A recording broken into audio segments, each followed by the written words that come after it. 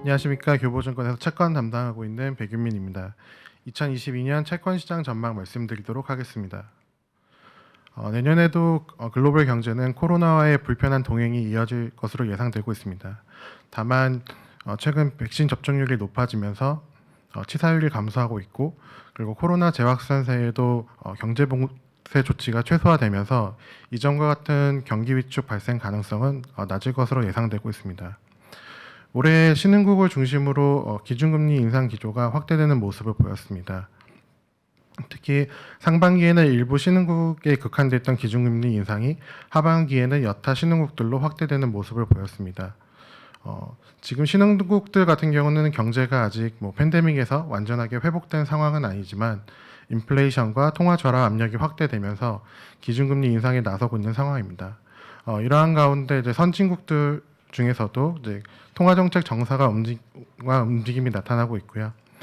최근에 캐나다, 호주 같은 경우는 자산 매입 규모를 축소를 했고, 한국, 노르웨이, 뉴질랜드 중앙은행은 기준금리 인상을 단행했습니다. 내년에도 글로벌 경제가 완만한 회복세를 보이는 가운데 통화정책 정상화 움직임은 빨라질 것으로 예상하고 있습니다. 이러한 상황에서 아무래도 시장의 최대 관심은 연준의 통화정책 정상화 행보일 것입니다.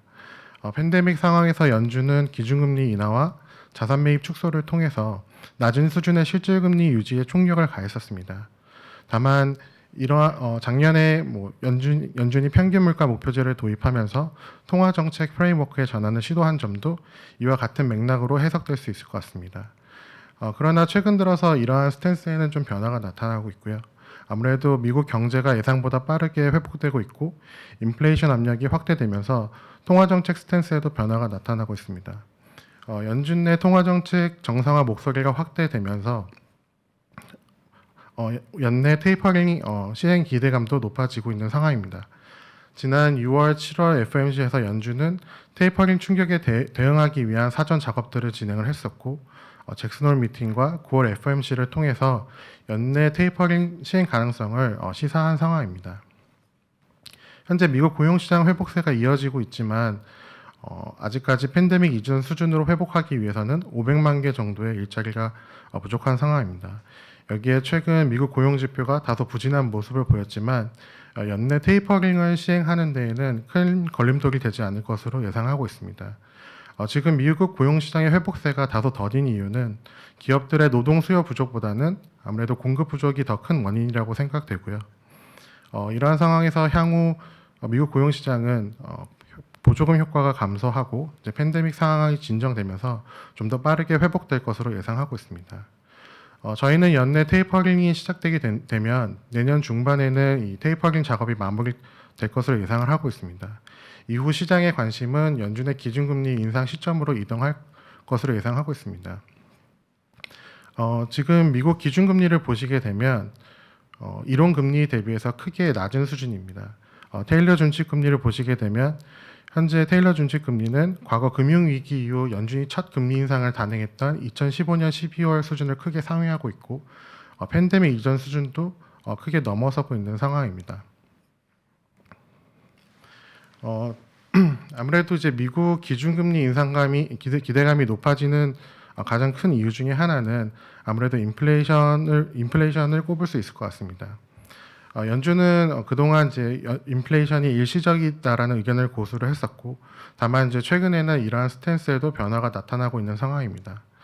차트에 보시면 미국 근원한 PC 물가 추이를 보실 수가 있는데요. 향후 물가 상승 압력을 보수적으로 추정해도 내년 상반기까지는 미국의 높은 물가 상승 압력이 예상되고 있습니다. 최근에 이제 미국 물가 상승 압력을 확대시키는 큰 요인들을 한 3가지 정도 뽑아보자면 그린 인플레이션, 그리고 공급 병목 현상, 그리고 미국의 확장적 재정 정책 기조를 들 수 있을 것 같습니다. 2008년 금융위기와는 다르게 이번 팬데믹 상황에서 글로벌 경제는 공급과 수요가 모두 위축되는 모습을 겪었습니다. 이후 이제 팬데믹 상황이 진정이 되고 리오프닝 수요가 크게 늘어났지만 상대적으로 좀 공급은 더딘 모습을 보였었는데요.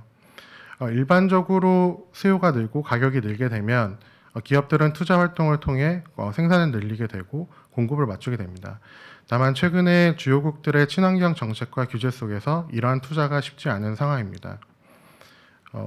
EU 같은 경우는 2050년까지 탄소 배출 제로를 목표로 하고 있고 주요국들도 장기적으로 이 같은 목표에 동참을 얘기한 상황입니다. 위에 그림에 보시듯이 글로벌 탄소 배출권과 천연가스 가격 추이를 보시면 최근까지 급등세가 이어지고 있는 상황입니다.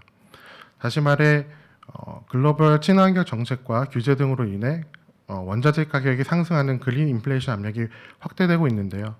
이러한 상황은 당분간 지속될 것으로 예상되고 있습니다. 여기에 공급 병목 현상도 인플레이션 압력을 좀 가중시키는 요인들로 생각되고 있습니다. 지난 하반기부터 글로벌 교역량이 빠르게 회복되고 있지만 주요국들의 항만 정체와 선박 공급 지연 그리고 이제 해상 물류 정체 현상이 지속되면서 이 공급 병목 현상이 좀 가중되고 있는 상황입니다.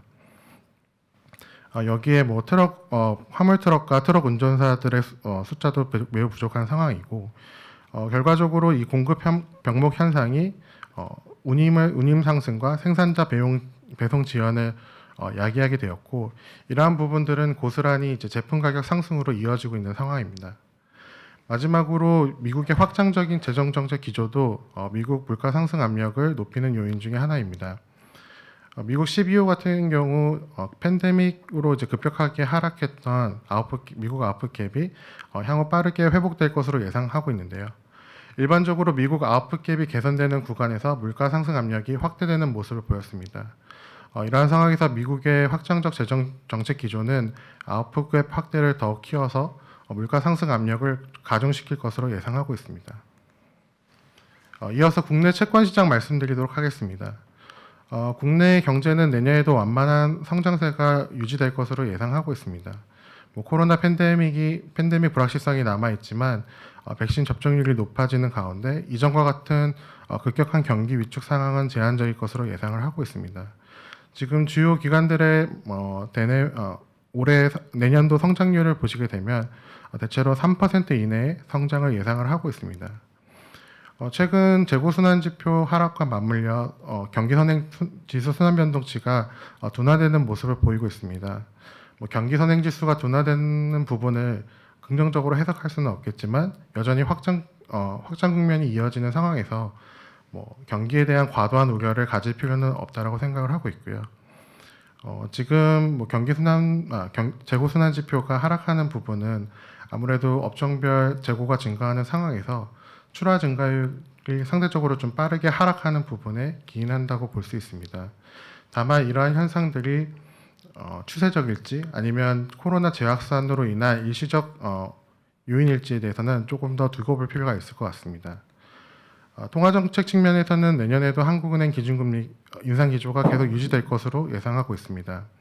저희는 내년 말까지 한국은행 기준금리가 1.5%까지 인상될 것으로 예상하고 있습니다.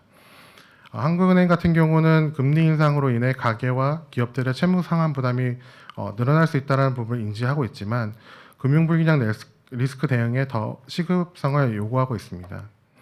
특히 이제 금융불균형 리스크가 누중되면서 이로 인해 파생될 수 있는 리스크 요인들이 실물 경제를 악화시킬 수 있는 부분을 가장 크게 걱정하고 있는 상황입니다. 수급 관련돼서는 올해 대비해서는 공급 측면에서의 부담이 좀 완화될 것으로 예상을 하고 있습니다. 정부 같은 경우는 내년도 예산안을 발표하면서 604.4조 원 규모의 예산안을 편성했습니다. 올해보다 예산안 규모가 늘었지만 전체적인 국고채 발행 물량은 감소했고요.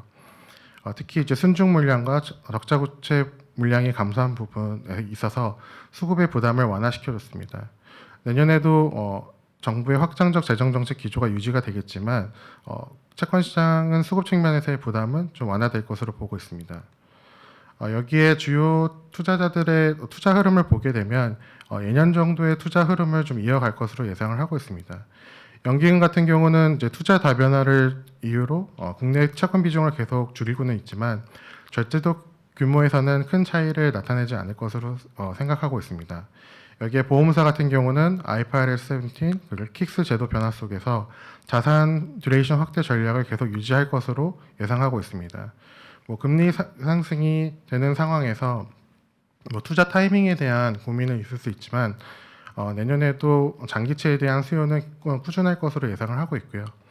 외국인 같은 경우는 원화채의 투자 메리트를 감안하면 급격한 자금 유출 가능성은 제한적일 것으로 예상하고 있습니다.